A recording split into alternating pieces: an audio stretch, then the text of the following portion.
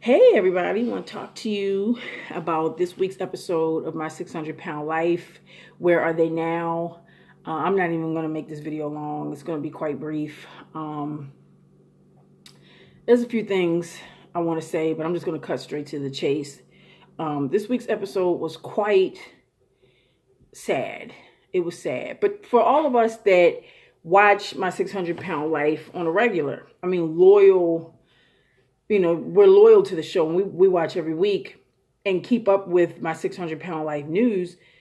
We already knew about Sean and his passing. We knew. He actually passed back in February.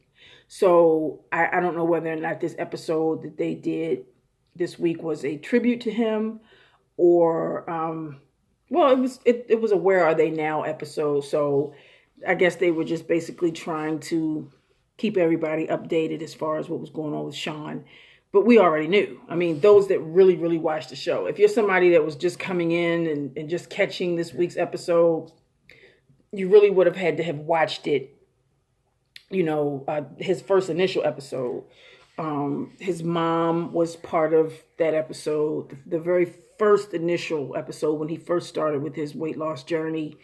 And it was, I'm not gonna lie. I didn't care for his mom because his mom was a real serious enabler. In most of these episodes, there is an enabler most of the time with most of these cast members. But I just didn't. It just kind of seemed like she wanted to keep him overweight so that she could keep him close to her. I really didn't care for her in the first beginning. But where are they now? They spoke on how his mother had passed away. And it really, to be honest with you, I'm somebody that I don't have a lot of sympathy for these cast members. It's very, very rare that I feel sorry for any of them because they've eaten themselves to this point. We know it's an addiction. We know it's hard for them to stop. And addiction can be powerful. So I will say that. However, I don't feel sorry for most of these cast members at all. I just don't, because even though it is an addiction, it still all boils down to choice. It's still a choice that they're making. They don't have to eat like that, addiction or not, So with that being the case, I usually don't feel sorry for too many of these cast members, but I did feel pretty sorry for Sean. I did. In the first beginning of this week's 2-hour episode, he was trying. He didn't try that much.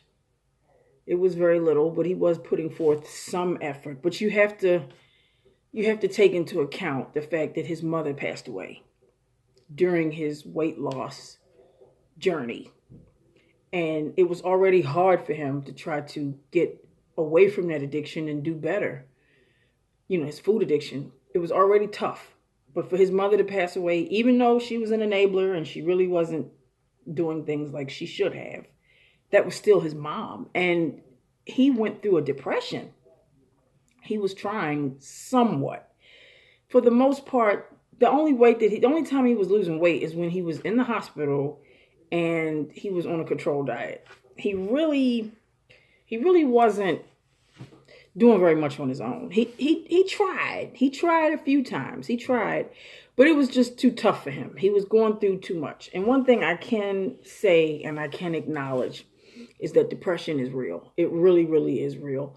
And if you're struggling with being overweight, morbidly overweight, and then the loss of your mom, the only person that's really been around you and you really were close to and know, it's very, very, very, very, very likely that you're going to end up not making it through your weight loss journey or any journey that you're trying to, any addiction that you're trying to overcome for that matter. So with that being the case, this is the one time I can honestly say I really kind of felt for him.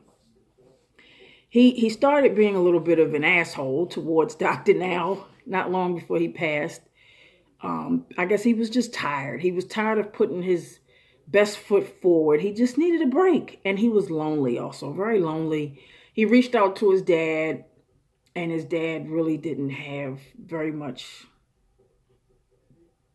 interest. It didn't seem like he had much interest to me from the way the show made it look to try to help him. So he was in his apartment. He was lonely. And then the situation with the hurricane down there in Houston, it just came through and messed his whole apartment up. It flooded his apartment. So he had to deal with that. A dad that's not very supportive, struggling with food addiction, and then his mother passes away. She was an enabler, but that was the closest person to him, the only person really close to him at all. It was really sad to see him in that apartment, lonely and by himself, and nobody to really help him. And so I guess he just gave up. I mean, his body was going to end up giving out anyway. I believe he was the heaviest person on that show. He was over 1,000 pounds when he first started his weight loss journey. So sometimes when you get that big, even if you do lose weight, you've still already put an excessive amount of strain on certain parts of your body. It's really hard to come back from, even if you do lose a lot of weight. And I think that might have been the case with him, accompanied by the fact that he just was very sad, depressed, and lonely. And I guess he just gave up. He just couldn't handle it anymore. I really felt bad for him. And now him and his mother are together again. I guess that's pretty much all I have to say about this particular episode this week. Join me next week for next week's episode review. For next week's episode of My 600 Pound Life. I'll be back with more thoughts, input. Thanks for watching. And follow me on all social media. Immediately following what I have to say, we'll have all the information on how you can find me. Peace and blessings.